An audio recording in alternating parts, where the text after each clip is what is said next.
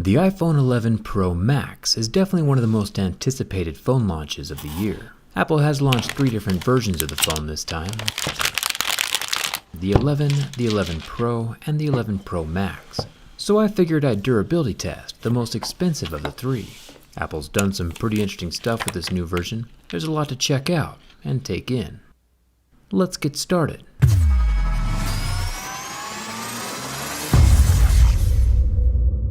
So iPhones have been able to fast charge for a few years now, but even though the iPhones could charge fast, Apple only included a slow 5-watt charger in the box, which I don't think was very fair. This year though, that's changed with the Pros. Apple has included an 18-watt fast charger in the box, which is a +1 for Apple for not making their customers go out and buy extra accessories to utilize their phone at full potential.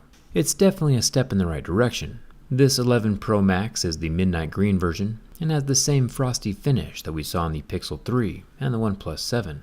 It helps keep fingerprints to a minimum. Let's jump into the scratch test. Apple claims that this year they have the toughest glass ever in a smartphone, which, sounds like a very Apple thing to say. Even if this is the toughest glass of all time, it's still made of, glass. Glass is glass, and glass breaks.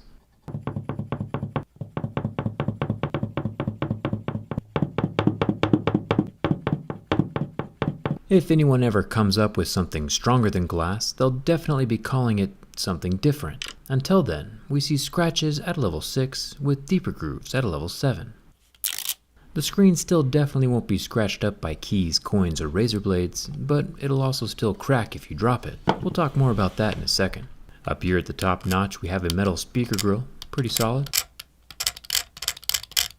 Won't be falling out on its own. Another fairly substantial improvement this year is with the selfie camera. Of course, numbers aren't everything, but with 4K and slow motion on the front camera, Apple is actually competing with other flagships. I personally won't be posting any flowing hair slofies on Instagram anytime soon, but still, it's definitely a step in the right direction. There is the same plastic edge around the glass screen, which is a good impact layer between the two extremely hard materials, glass and stainless steel. The vast majority of smartphones these days are made from aluminum. It's lighter, cheaper, and more malleable than most of the metals, so it's fairly easy and inexpensive to form into a phone. The sound you hear though is stainless steel.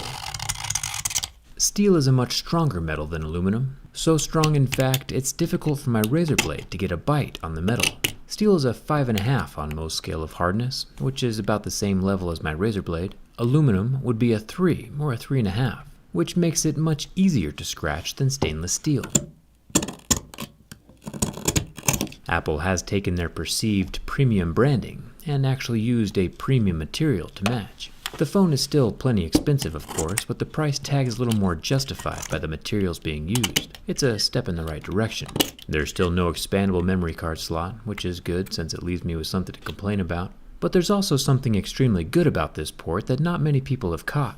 This phone is IP68 water resistant, and you're probably thinking to yourself, what's cool about that? Most flagships these days are 6.8 water resistant. And yeah, you're right, but instead of doing the same basic 1.5 or 2 meters deep for 30 minutes submersion that every phone manufacturer does to get that IP rating, Apple went above and beyond and doubled the depth to 4 meters for 30 minutes. I'll explain more during the teardown, but the takeaway is the iPhone 11 Pro is by far the most water-resistant phone on the market right now. That's a huge step in the right direction. Apple has actually innovated, and I think that deserves a thumbs up. Yeah, Apple still has the dumb proprietary screws and no headphone jack. But with jacks being lost from every phone faster than Thanos can snap his fingers, it's hard to keep calling it a negative when everyone is doing it. Let's talk about the back glass for a bit. Remember, my razor blade is about 5.5 on most scale of hardness. The glass is a 6, so my razor blade isn't doing any damage to the surface of the glass.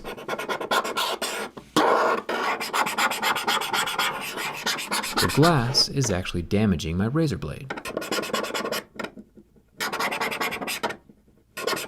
Like sandpaper on wood. But it's only the rough parts of the glass that's causing the abrasions. The smooth Apple logo does nothing. But let's say you happen to have the copper cooling vapor chamber from a Galaxy Note 10 in your pocket.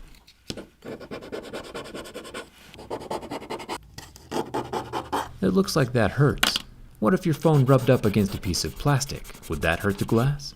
Visually, it looks like the answer is yes, but actually the answer is no. The etched surface of the level 6 glass is microscopically rough and is literally taking tiny chunks off of these softer materials as they brush up against the surface of the glass. But this material transfer dust can easily be brushed off, leaving the phone looking just like new. There might be a tiny bit of residue left over still, but it's good to know that these marks aren't permanent. Coins leave pretty hefty marks on the glass. Quarters leave a residue. Even Abraham Lincoln, you know from back when presidents were respected, leaves his mark on the glass. The cloudy surface of the glass is slowly wearing away at all my coins, and the dust is being left behind on the surface.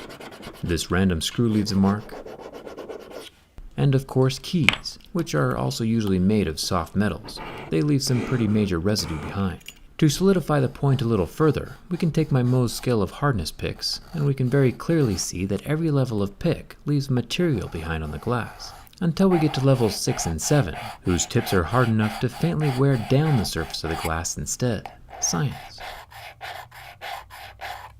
We'll see if all these marks come off or not in a minute. Let's chat about this camera unit. Apple has carved this camera hump out of the back glass slab itself, which is very unique. It has a subtle raised lip, about half as thick as a penny. My worry with the raised glass surface is that it adds 4 extra edges around the square for chips or cracks to occur. The good news is the circular cameras inside the square stick up further than the glass itself, so it offers a little protection for the back glass panel and raises it off of whatever surface it's resting on.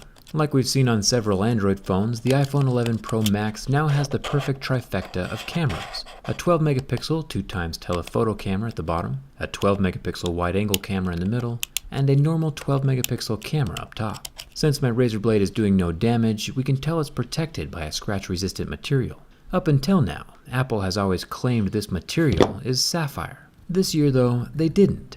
There's no mention of sapphire anywhere on the iPhone spec list. It looks as though Apple is using the same hybrid material that they've always used for the camera lenses, still seeing the weird fracture scratch things at levels 6, 7, and 8. Apple's hybrid camera lens material is just as good and probably better than glass, and there should be a category for it, but at least now there's no misleading vernacular on the website. I think that's a step in the right direction. If the back glass of the iPhone does crack, the cracks won't affect the camera lenses or the cameras themselves, since each of them has their own little individual metal housing. The cracks will work their way through the glass panel, but not affect the lenses. Smart move on Apple's part. So if that lip ever does chip, the camera units will be unaffected. If you're still worried about scratches or getting residue caught up inside the textured iPhone surface, you can always add a skin, like this limited edition robot skin. Or if you're like me and always rock a case, dbrand's got you covered with the grip case. It's got some super clicky buttons, and the skin on the case is interchangeable. I'll leave a link down in the video description. And huge thanks to dbrand for sponsoring this video. I know a lot of you, when deciding what phone to buy, ask yourself, yeah, but can it withstand fire? And don't you worry, I have that covered. The iPhone 11 Pro Max has a 6.5-inch 1242 by 2688 resolution screen. And that Super Retina XDR OLED withstood the heat from my lighter for a full 60 seconds, without leaving a mark. Remember, the invisible oleophobic coating evaporates, and that covering is kind of important, so don't try this at home. But at least now we know that, fire is hot. So you might have noticed that over the course of this video, the heavy marks I made on the back panel with different metals have already started to rub off. When my hand brushes up against the phone, the dust falls away, leaving the phone glass looking almost as good as new. It really is rather impressive. I've never had an iPhone fail my durability test before, and I might not always see eye to eye with the iPhone lineup, but Apple does make very structural and solid smartphones, and this iPhone 11 Pro Max is no different. There's zero flex. These premium materials are combined to make an extremely solid build. Apple has used recyclable stainless steel on this phone, and is currently using 100% recycled aluminum to build the MacBook Air, the Mac Mini, the Apple Watch, and the new 7th generation iPad, which is something to be super proud of. There has been a shift over at Apple. Yeah, Androids can still do more, but Apple has taken so many steps in the right direction with this new iPhone 11 Pro that I'm running low on things to complain about, and that's definitely a good thing for everyone. There's a lot more to talk about and review this from the inside, so hit that subscribe button so you don't miss the teardown. It's free and coming out with me on Instagram and Twitter. Thanks a ton for watching.